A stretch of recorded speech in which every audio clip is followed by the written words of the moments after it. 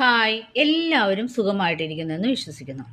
നമുക്ക് ഇന്നത്തെ റീഡിങ്ങിലേക്ക് പോയാലോ. ഇന്ന് നമ്മൾ ചെയ്യുന്നത് റിലേഷൻഷിപ്പ് ബേസ്ഡ് റീഡിംഗ് ആണ്.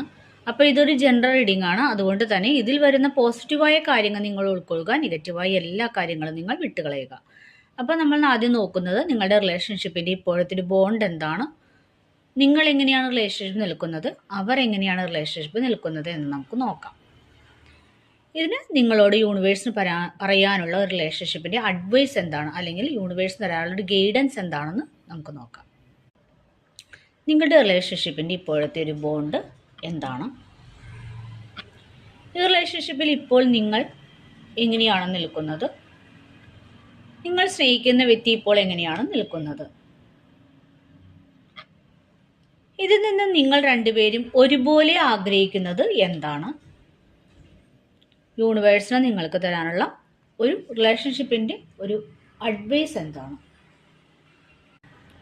നിങ്ങളുടെ റിലേഷൻഷിപ്പിൻ്റെ ഇപ്പോഴത്തെ ഒരു അവസ്ഥ അല്ലെങ്കിൽ എനർജി എന്ന് പറയുന്നത് നൈറ്റ് ഓഫ് പെറ്റക്കിൾസ് എന്ന് പറഞ്ഞ കാർഡാണ് കിട്ടിയിരിക്കുന്നത് നമുക്ക്.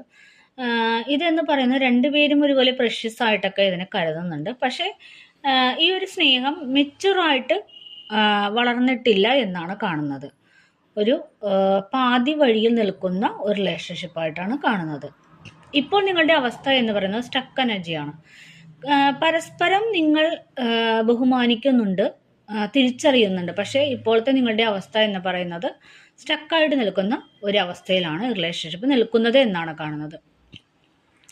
ഈ റിലേഷൻഷിപ്പ് നിങ്ങൾ എങ്ങനെയാണ് നിൽക്കുന്നതെന്ന് ചോദിച്ചാൽ 3 ഓഫ് സോഡ് എന്ന് പറഞ്ഞ എനർജിയിലാണ്. അതായത് നിങ്ങൾക്ക് അത്രമേൽ വേദനയോടെയാണ് നിങ്ങൾ കടന്നു പോകുന്നത്, അത്രമേൽ മനസ്സ് വേദനിക്കുന്ന ഒരവസ്ഥയിലൂടെയാണ് നിങ്ങൾ ഈ റിലേഷൻഷിപ്പ് നിൽക്കുമ്പോൾ കടന്നു പോകുന്നത് എന്നാണ് കാണുന്നത്. ആ വ്യക്തി എങ്ങനെയാണ് റിലേഷൻഷിപ്പ് നിൽക്കുന്നതെന്ന് ചോദിച്ചാൽ കിങ് ഓഫ് സോഡ് എന്ന് പറഞ്ഞ ഒരു എനർജിയിലാണ്.